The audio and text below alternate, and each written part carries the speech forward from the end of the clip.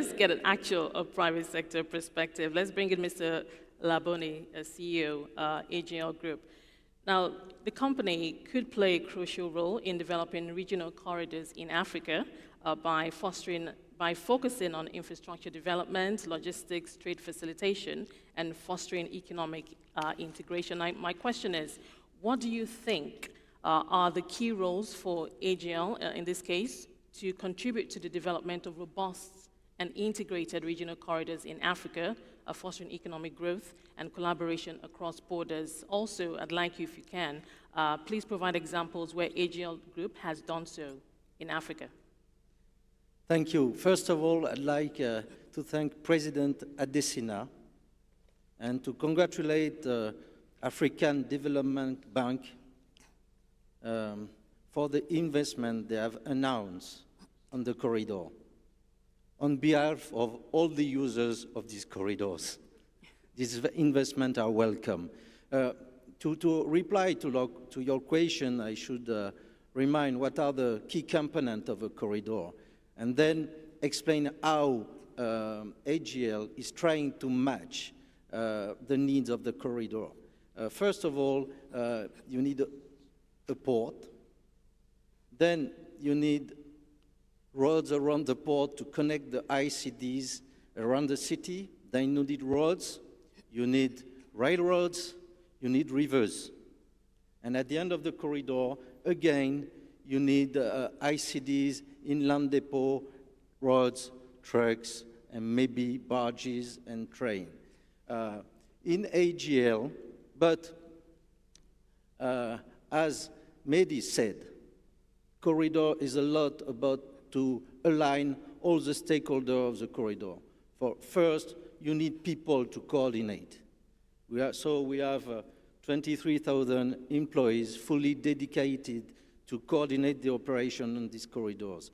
Then you need data, because we speak about transporting goods, but nowadays data are as much important as good. And if you want to be efficient in a corridor, you should monitor the data. We operate trucks. We have 2,000 trucks. We operate 2 railroads. We are in 20 ports. We have 16 container terminals, 6 ro-ro terminals, 2 breakbulk terminals. We have more than 66 ICDs. We have 2 barging operations. So I would answer yes. We have the organization to max the expectation. Last year, we invested more than, with our partners in our JV, we invested more than 400 million euro on these corridors, in warehouses, in railroads, in ports. But we are a private company. We are committed to develop these railroads, but there are some components and key components of the roads, of the corridor, that are beyond our means, even though we are very long-term players. The roads, the railroads, and I fully agree with Peter. The future is about railroad. When you know that the cost of carbon, the carbon consumption for a truck is 10 times higher than the carbon consumption per rail.